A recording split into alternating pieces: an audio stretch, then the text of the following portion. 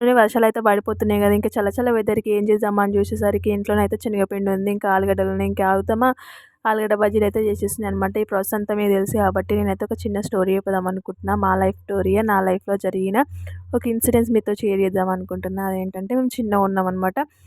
నాకు తెలిసి ఒక 4-5 ఫిఫ్త్ క్లాస్ అట్లా ఉండొచ్చు.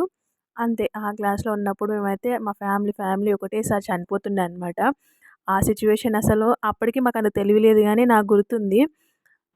ఆ రోజు గనక మేము అసలు ఎట్లా అయిందో నాకు గూడా అర్థం కాలే గానీ అసలు చచ్చిపోతుండే మేమందరం కలిసి అసలు ఒకటేసారి నిద్రలోనే అందరం చచ్చిపోతుండే. మా డ్యాడీ, మమ్మీ, నేను, అక్క, తమ్ముడు అందరం అయితే చనిపోతుండే.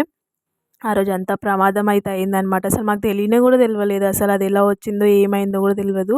వీడియో లాస్ట్ వరకైతే చూడండి మీకేమైందో తెలుస్తది. అయితే ఒక రోజైతే ఇట్లానే సేమ్ ఈ వానాకాలం వస్తే నాకు ఇదే భయమైతదనమాట. వానాకాలం ఇలానే పడుకున్నామనమాట. అది గూడా ఇంట్లోనే పడుకున్నాం మేము. అందరం లైన్‌గా మమ్మీ పక్కన డ్యాడీ పక్కన తమ్ముడు అట్లా లైన్‌గా అందరం పడుకున్నాము.